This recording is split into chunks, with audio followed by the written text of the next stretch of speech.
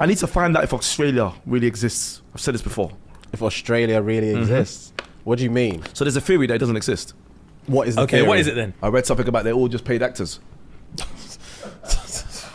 No, they're serious. I'm pretty sure it exists, bro. It exists, man. Bro, when I look at that country, that's not real. It's not, like, there's no way you've got animals like kangaroos that do that, what I'm seeing. I've seen a kangaroo, the top half doing human things, so like it's come out the gym, Yeah, yeah. and try and grab a dog and hold it down, or try and throw punches at, bro, I'm not a dickhead, bro. Don't show me this rubbish. I'm a big man. I wasn't seeing all these kangaroos in the early 90s. And no one's saying that. And everyone's just seeing these kangaroos do these mad stuff and no one's saying that. They got a pocket, they got a back pocket in the front, right here. I'm getting fucking angry. You have no idea how Then he said to bad me, my head then he hurts. said to me, oh, you know in restaurants in Australia, people eat kangaroo burgers. Yeah, they do say Yeah, What? So heard, yeah. Get the hell out of here, man. Country's not real. G'day, mate. What? Get out of here, man. You don't fool me. You're paid actors, bro. So today I found out that people think that Australia is fake. And if you're thinking to yourself, but I've been to Australia, according to them, no you haven't. And if you're saying, I am Australian, according to them, you're actually an actor that's part of an elaborate hoax. I literally live for theories like this because I don't know, they're just so absurd that they're like entertaining to me. Like I enjoy this. So some of the other things that they say is like, if you're saying that you've been to Australia, you might think you've been to Australia, but really all the airlines are like in on it and so are the pilots. And so they just fly you around in circles for extended periods of time. And then they land you basically on like a set in South America somewhere. That's usually like the consensus of like where the location actually is. And if you're like, well, what about kangaroos? According to them, kangaroos are also a hoax. It's like a mythical creature like a unicorn. And if you think you saw one at the zoo, actually you saw a hologram or an animatronic. What is the word for that? Animatronic? Like, what are the things at Chuck E. Cheese? Basically something like that. Like a, yeah, you know what I'm saying. They say Australian accents are like completely fake and it's just like, you know, actors are just making it up basically. And one of their biggest arguments is they'll say like, have you ever seen an Australian child? And to me, I'm just like, I don't know, Australia is kind of far away, so like, it wouldn't be all that common to just come across an Australian child because they're probably staying at home. Usually, that's a long flight to take a kid on all the way to America. And if you're thinking to yourself, like, nobody actually believes that Australia is a hoax, yes, they do. There is a real population of people out there that really think that Australia just does not exist. It's just not anything. And if you ask them why they think that, there are some theories, but the most common one is actually that basically England made up this whole hoax of Australia so that they could have somewhere to send their prisoners. Because we all know like Australia started out as basically like a giant prison continent. It's like where they just dumped off all their criminals from, you know, England or whatever. But apparently, according to them, they just put them on a boat and then just like disposed of them somehow. I don't know the whole story, but that is the most common reason that people will give on like why this hoax was created in the first place. But if that was true, why would we keep it going? And like, why would so many people be in on it? So if you were a person who thinks that Australia is not real, please stitch this video because I need to understand the reasons why. I need to know more.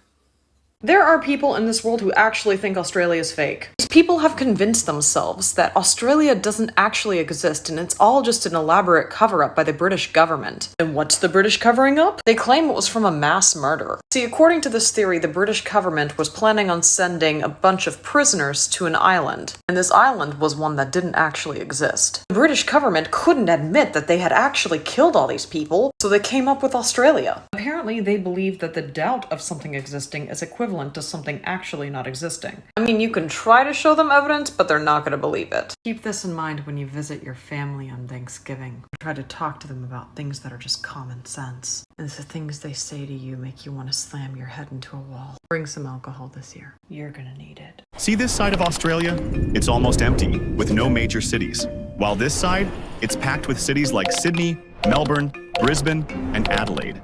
Even though the north is closer to Asia's shipping lanes than anywhere else in the country. In fact, fewer than 600,000 people live in the north, while over 27 million live in the south. And there's a very interesting reason behind this strange population gap. When the British arrived in 1788, they weren't building a country, they were building a prison. Australia's first colony wasn't meant to thrive or trade, it was meant to isolate. A penal colony far from everyone and everything. So they picked the south, where the harbors were calmer, the weather cooler, and escape was harder. Australia didn't grow from its most connected point, it grew from its most forgotten. But why aren't people moving to the north now? Well, the north still gets slammed by monsoons, cyclones, and months of brutal heat. Then comes the wildfire season, dry and cracked land with barely any water. And even if you can handle the weather, there's more.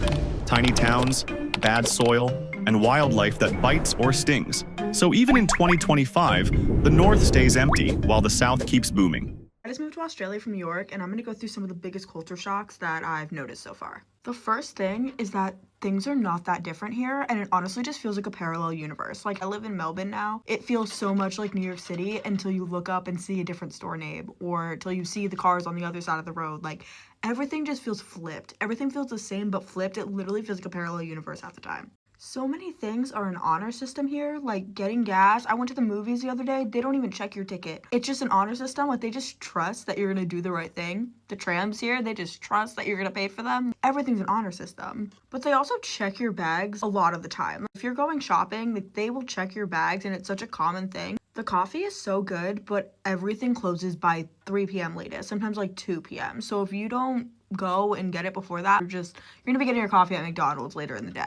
The alcohol here is so expensive, it makes me not want to drink. Also, this is only specific to certain places, but when I was in the Gold Coast specifically, they would take your picture as you walked into the club with an iPad to just have it documented who you are, to make sure that you're not getting too drunk, which is okay, great, but like different, very different.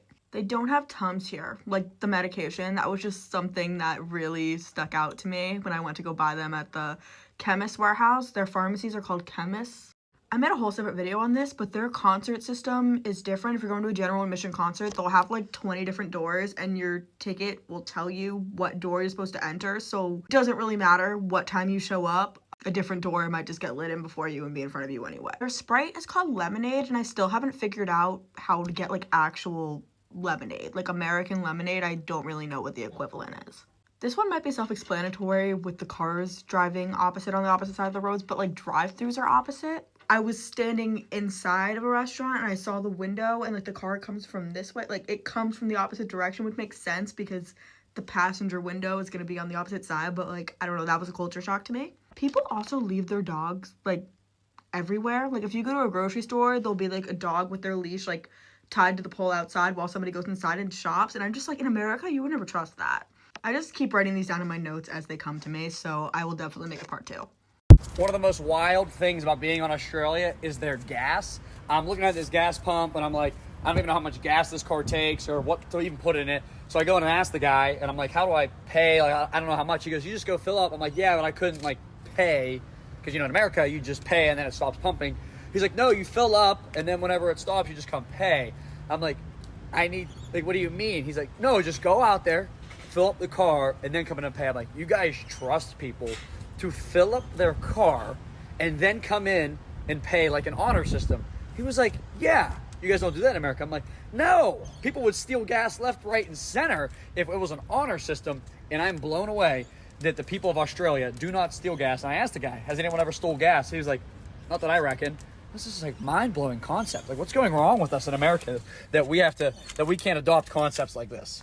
We have just got back after a week-long holiday to Sydney, and oh my god, it's so fucking bad. I just have to show you guys. Oh my fucking god, we let the air conditioner on the entire time we were away. I feel like I'm gonna be sick. I've just got a list of a few things here that shock non-Australians whenever they come to Australia. So first up, we don't have diverse food. So people think that Australia is well known for its, cultural diversity when it comes to food. Incorrect. We've actually only got 2 meals on offer in Australia each, meal time. You can either have a shrimp on the barbie, which I'm sure you all know, or you can have kangaroo steak. They're the only 2 options for breakfast, lunch, and dinner. All right.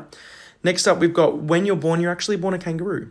So in Australia, that's why we've got so many kangaroos. And people always think, wow, there's so many kangaroos in Australia. The reason is because after you turn about 4, you start morphing into a human.